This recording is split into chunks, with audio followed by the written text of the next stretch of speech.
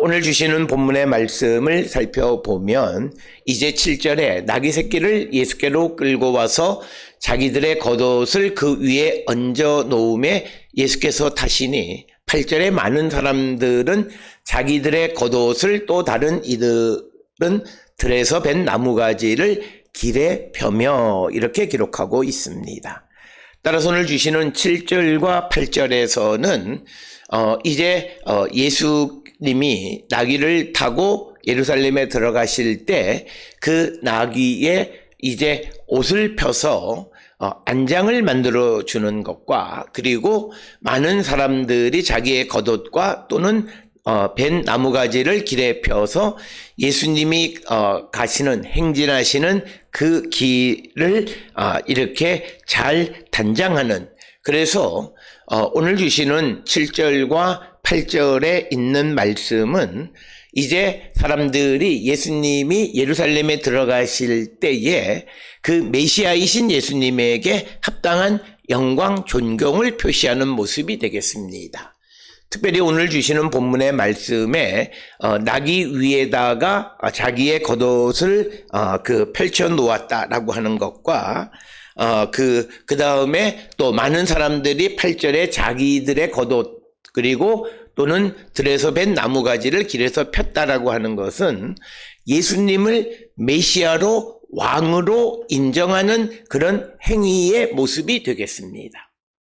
특별히 우리가 잘 아는 열왕기하 9장 13절에 예후왕 때의 이야기를 보게 되면 무리가 각각 자기의 옷을 급히 가져다가 섬돌 위 곧 예후의 밑에 깔고 나팔을 불며 이르되 예후는 왕이라 하니라.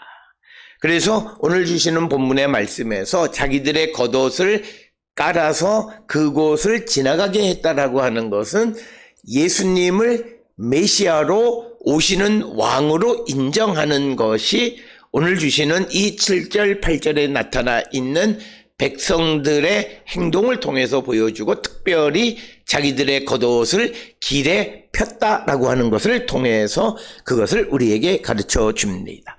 그래서 예수님에 대한 존경의 표시이고 예수님을 왕으로 인정하는 그런 모습이 오늘 주시는 8절에 있는 겉옷을 길에 폈다라고 하는 겁니다.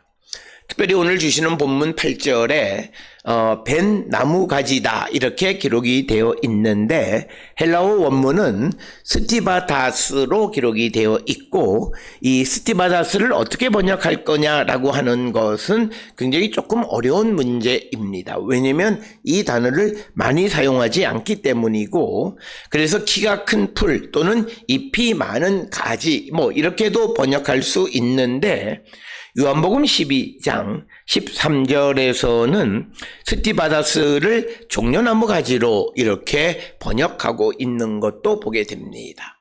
그래서 사람들이 이제 예수님이 가는 길에다가 자기들의 겉옷 혹은 들에서 벤 나무 가지를 길에 깔아서 예수님에게 표할 수 있는 그 존경의 이 모습을 한껏 보여주고 있는 것이 오늘 주시는 7절과 8절이다. 그래서 오늘 주시는 본문의 말씀에서 7절과 8절에서 보여주는 백성들의 모습은 이제 그들이 이제 왕으로서 예루살렘에 들어가시는 예수님에 대해서 그들이 표하는 존경심을 행동으로 보여주는 것이 옷을 나귀의 안장에 나귀 위에 얹어서 안장으로 삼게 했다든지 아니면 겉옷을 벗어서 길에 깔았다든지 또는 들에서 벤 그런 나무가지를 길에서 편 것 등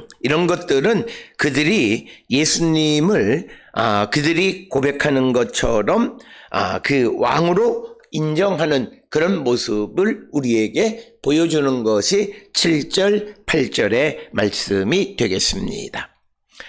이어지는 9절과 10절에서 9절에 보게 되면 앞에서 가고 뒤에서 따르는 자들이 소리 지르되 호산나 찬송하리로다 주의 이름으로 오시는 이여 10절에 찬송하리로다 오는 우리 조상 다윗의 나라여 가장 높은 곳에서 호산나 하더라.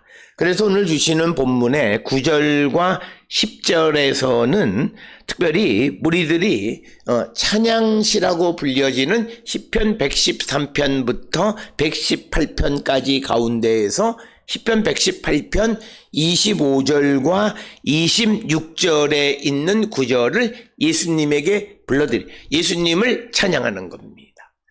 그러니까 오늘 주시는 본문의 말씀을 통해서 보게 되면 이제 예수님을 조상 다윗의 나라, 즉 다윗의 나라의 가장 높은 곳, 즉 왕으로 인정하는, 그렇게 찬양하는 내용이 오늘 주시는 9절과 10절에 있는 말씀이 되겠고, 특별히 9절에 있는 말씀은 시편 118편 25절 26절에 여호와여 구하옵나니 이제 구원하소서, 여호와여 우리가 구하옵나니 이제 형통하게 하소서, 여호와의 이름으로 오시는 자가 복이 있음이요 우리가 여호와의 집에서 너희를 축복하였도다. 그래서 여호와의 이름으로, 주의 이름으로 오시는 이여라고 하는 그런 구절 등을 이제 찬양하는 것이 오늘 주시는 구절의 말씀이 되겠고, 그러면서 호산나라고 하는 것은 지금 우리를 구원하소서라고 하는 그런 찬양을 드리는 것을 우리가 볼 수 있고, 또 이어지는 10절에서 찬송하리로다 오는 우리 조상 다윗의 나라여 가장 높은 곳에서 호산나. 이것은 시편 148편 1절에 할렐루야 하늘에서 여호와를 찬양하며 높은 데서 그를 찬양할자. 높은 데서 그를 찬양하는 것은 하나님을 찬양할 때 사용하는데, 오늘 주시는 본문의 말씀에서는 예수님에게 가장 높은 곳에서 호산나 여호와를 찬양했다라고 하는 겁니다. 그러면서 그 호산나, 즉 지금 우리를 구원하소서. 그래서 예수님을 하나님의 아들로서 높이는 찬양의 내용이 오늘 주시는 9절과 10절의 말씀입니다. 따라서 오늘 주시는 7절로부터 10절에 그냥 예루살렘에 들어가시는 예수님에 대한 백성들의 반응을 우리에게 가르쳐 주는데, 여기에는 매우 중요한 의미가 있습니다. 우리가 먼저 생각해야 되는 것은 사람들이 예수님을 메시아로 인정하는 것, 그래서 메시아에 합당한 그런 영광과 존경, 그것을 표현하는 것이 오늘 주시는 7절로 10절인데, 그들이 예수님을 존경하고 예수님에게 영광을 돌리는데 그것이 그냥 말로만 하는 것도 아니고 행동으로만 하는 것도 아니고 행동과 고백이 같이 곁들여졌다라고 하는 겁니다. 특별히 오늘 주시는 본문의 7절에서 사람들이 나귀를 끌고 와서 나귀 위에다가 자기들의 겉옷을 얹어서 예수님을 타게 한 것이나, 8절에서 많은 사람들이 자기들의 겉옷, 그리고 또 어떤 이들은 벤 나무가지를 길에 펴서 예수님을 마치 왕이 행진하는 것과 같은 그런 존경, 하나님의 아들, 세상을 주관하시는 주님 메시아가 이 땅에 오신 것을 그들이 행동으로 보여주는 것입니다. 따라서 오늘 우리가 세상을 살아가면서 우리가 신앙생활을 할 때 하나님에 대해서 또는 예수 그리스도를 하나님의 아들로 나의 삶을, 나를 구원하시는 메시아로, 그리스도로 우리가 고백하며 살아가는 자들이라면 우리는 그 주님에게 합당한 영광을 돌릴 줄 아는 자가 되어야 합니다. 그것은 성도의 의무입니다. 그러나 많은 사람들이 그 합당한 영광을 주께 돌리지 못하는 이들도 많이 있다라고 하는 것이 오늘 우리 이 땅을 살아가는 우리의 현실이다라고 하는 것, 그것을 우리가 기억하시면서 우리가 주님에게 합당한 영광을 돌리는, 그래서 시편 29편 2절에 여호와께 그의 이름에 합당한 영광을 돌리며 거룩한 옷을 입고 여호와께 예배할지어다. 그리고 또 시편 96편 8절에도 여호와의 이름에 합당한 영광을 그에게 돌릴지어다 예물을 들고 그의 궁정에 들어갈지어다. 그래서 우리가 예수님이 나의 메시아이고 내 삶을 주관하시는 주관자이시고 나를 지배하시는 통치자이시면 그 고백에 걸맞는 행동을, 영광을 주께 돌리는, 합당한 영광을 주께 돌릴 줄 아는 자가 되어야 함을 우리에게 가르쳐 줍니다. 따라서 역대상 16장 29절에도 여호와의 이름에 합당한 영광을 그에게 돌릴지어다 제물을 들고 그 앞에 들어갈지어다 아름답고 거룩한 것으로 여호와께 경배할지어다. 그래서 우리가 말로만 예수님이 온 세상을 주관하시고 나를 구원하시는 메시아라고만 하는 것이 아니라 우리의 행동이 바로 예수님을 내가 왕으로 메시아로 영접하는 그 삶, 행동, 그것이 나타나야 됩니다. 오늘 예수님과 함께 예루살렘에 들어가는 백성들은 바로 예수님을 왕이 받는 대접을 해드려서 마치 열왕기하 9장 13절의 예후 왕의 경우처럼 많은 사람들이 자기들의 겉옷을 펴서 예수님이 진행하고 행진하는 그 앞에 길을 깔았다는 거죠. 오늘 우리가 살고 있는 이 시대에도 우리가 이런 신앙의 고백에 걸맞는 삶이 하나님께 드리는 모습이 우리에게 있어야 합니다. 우리는 귀한 분들에게 우리가 인사를 가거나 그분을 만날 때에는 항상 뭔가 선물을 들고 가는 관습들이 있습니다. 내가 처지가 안 되면 할 수 없지만 그러나 조금이라도 내가 무엇을 할 수 있는 상황이면 나에게 소중한 분을 만날 때 그냥 가지는 않습니다. 그렇기 때문에 성경에서는 주께 합당한 영광을 돌리라라고 할 때 항상 따라오는 것이 뭐냐면 하나님 앞에 나갈 때 거룩한 옷을 입고 또 예물을 들고 이 두 가지예요.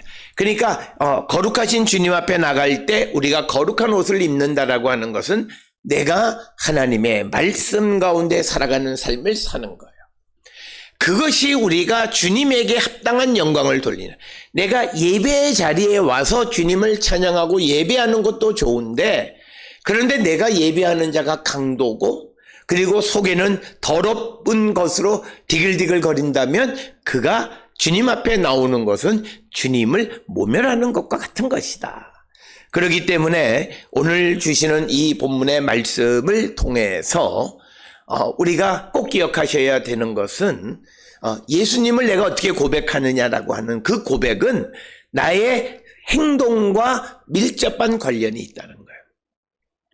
우리가 예수님이 예루살렘에 들어가시기 전에 여리고에서 바디메오를 고쳐주시는 이야기 속에서도 보면 주님의 도움을 갈망하던 바디메오를 예수께서 부르실 때 그는 자기의 겉옷을 버리고 그리고 뛰어갔다. 그러니까 우리가 급하게 주님이 부르니까 그런데 그 사람은 맹인이에요. 맹인이 뛴다라고 하는 것은 있을 수 없는 일이에요. 자기가 어떤 일이 벌어질지 모르는 그런 생명의 위협을 무릅쓰고 주님 앞에 달려가는 그 절박한 모습, 바로 그건 그가 예수님 만나는 게 정말 그가 간절히 바랬다는 것을 거기에서 우리가 알 수 있습니다. 우리는 가끔 간절하고 절박하다고 말하면서도 내가 할 일 다 해요. 내가 해야 될 일을 다 하고 마지막 순서에 주님에게로 나와요. 그건 절박하다고 볼 수가 없습니다. 그래서 우리는 내가 주님을 어떻게 생각하느냐, 정말 주님이 내게 가장 소중한 존재라면 내가 그 이름에 합당한 영광을 돌리는 그런 자가 되어야 하고, 오늘 주시는 예수님을 따르는 무리들은 합당한 영광을 주께 돌리는 자들이었다라고 하는 겁니다. 뿐만 아니라 오늘 주시는 본문의 9절과 10절에 나타나 있는 이들이 예수님의 앞뒤에서 소리 지르기를 호산나 찬송하리로다 주의 이름으로 오시는 이여, 예수님을 주의 이름으로 오시는 분, 하나님과 같은 존재로 높이면서 지금 우리를 구원해 달라고 찬송하면서 10절에서 또다시 찬송하리로다. 오는 우리 조상 다윗의 나라여 가장 높은 곳에서 호산나 하더라. 그래서 예수님을 가장 높은 곳으로 높이는 모습입니다. 그 신앙의 고백이 9절과 10절에, 그래서 오늘 주시는 이 예수님을 따르는 무리들에게서 보여지는 것은 이들의 예수님에 대한 신앙 고백은 행동과 고백 두 가지로 같이 나타난다는 거죠. 말로 고백할 뿐만 아니라 그 고백한 것이 행동으로 나타난 자들이었다라고 하는 것을 우리에게 보여주는 것이 7절로 10절의 말씀입니다. 내게 오시는 주님을 영접하고 주님 안에 살아가는 성도, 주님의 뜻을 이루며 주의 영광 가운데 살아가고 주님이 내 생명을 살리셨다면 내게 가장 소중한 분은 주님이셔야 돼요. 그러면 주님을 내 삶의 가장 앞선 자리에 놓고 살아가는 자가 되어야 돼요. 이 세상에서 주님보다 앞서는 것이 없어야 된다는 거예요. 그게 내가 정말 주님은 내 생명의 근원이시고 나의 메시아이시고 나를 주관하시고 나를 지배하시고 통치하시는 하나님이십니다 라고 고백하는 고백에 걸맞는 그런 삶을 살아가는 거예요. 그러니까 우리가 주님 앞에 주님을 만나러 가는 것이 바쁘다? 그런 일은 있을 수가 없어요. 오늘 우리가 살고 있는 이 시대에 자기의 생사화복을 결정하는 결정권을 가지고 있는 사람을 만나러 가는데 바쁘다, 그 일을 안 한다? 있을 수 없어요. 좀 극단적인 비교지만, 만약에 부모가 돈이 많고, 그리고 갈 때마다 뭔가를 좀 이렇게 나누어 주고 하면, 부모 만나러 가는 것 아주 열심히 갑니다. 그러나, 재산 분할도 다 끝났고, 부모한테 가도 별로 얻을 것도 없고, 그리고 또 부모한테 가면 오히려 귀찮은 문제만 생긴다고 생각하면 부모에게 가는 횟수가 점점 줄어들고, 그러니까 그 사람은 말로는 나는 부모님을 아니에요. 존경하면 그 사람의 삶이 존경하는 삶의 모습을 보이는 거예요. 그래서 고백과 말과 행동이 일치되어져야 그것이 정말 바른 신앙임을 우리에게 가르쳐 주는 것이 오늘 주시는 본문의 말씀의 의미가 되겠습니다. 오늘 주시는 7절로 10절의 말씀을 통해서 우리의 믿음을 돌아보시고 내가 입으로는 천하 없는 믿음의 고백을 하면서도 행동은 그렇지 못한 자가 아닌가 돌아보는 우리 모든 성도들이 되어야 합니다. 자, 그렇게 해서 예수님은 7절로부터 10절에 예루살렘 들어가셨는데 예루살렘에 들어가신 예수님이 하신 첫 번째는 성전에 들어가서 모든 것을 둘러보시고 때가 이미 저물매 12제자를 데리시고 베다니로 가셨다 이렇게 기록하고 있습니다. 우리가 이어지는 이제 이튿날 이 성전에 들어가셔서 15절 이하의 성전을 정화하는 일들을 우리가 보게 되는데 아마 그 정화하시는 것은 오늘 이 11절에서 먼저 예루살렘에 들어가셔서 모든 일을 돌아보시고 그날 하지 못했던 것은 이미 날이 저물었기 때문이다 라고 성경은 기록하고 있습니다.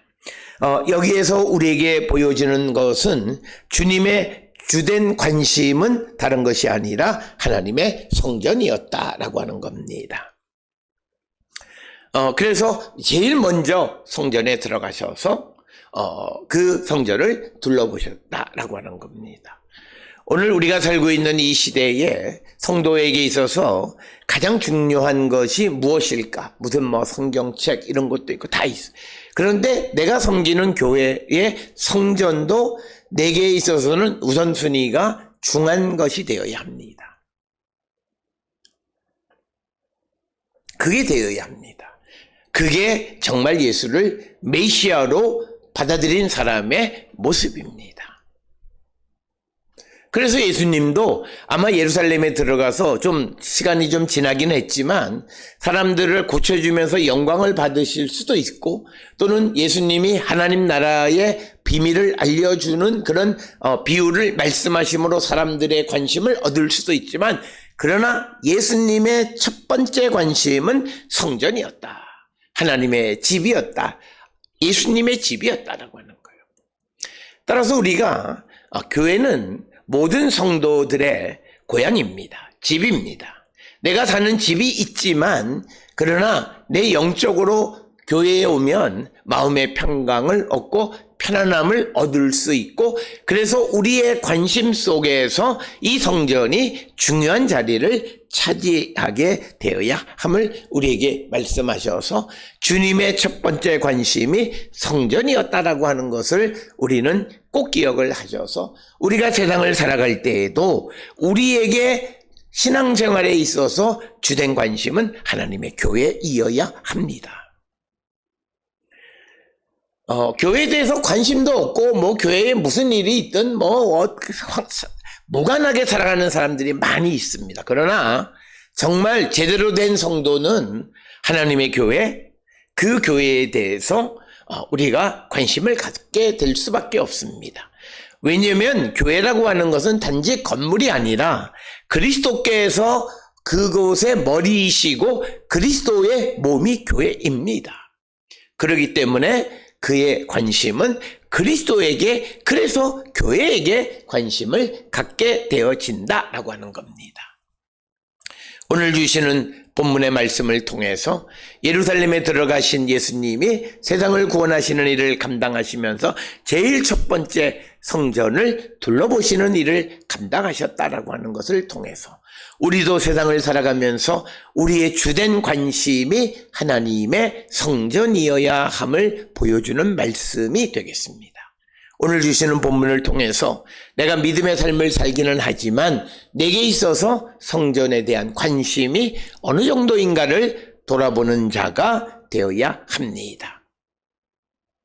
오늘 주시는 본문을 통해 우리의 믿음이 정말 고백과 행동이 일치하는 그런 믿음의 삶을 살아가고 있는가, 그리고 또 우리가 성전에 대해서 어떤 관심을 갖고 있는가를 한 번쯤 돌아보는 우리가 되어서 정말 예수를 메시아로 내 생명의 근본으로 고백하는 자로서 그 예수를 소중하게 여길 뿐만 아니라 그 예수님이 계시고 예수님의 몸인 교회를 소중하게 여기고 내 삶의 우선순위가 높은 자리를 차지할 수 있는 그런 성도들이 다 될 수 있기를 주의 이름으로 축원합니다.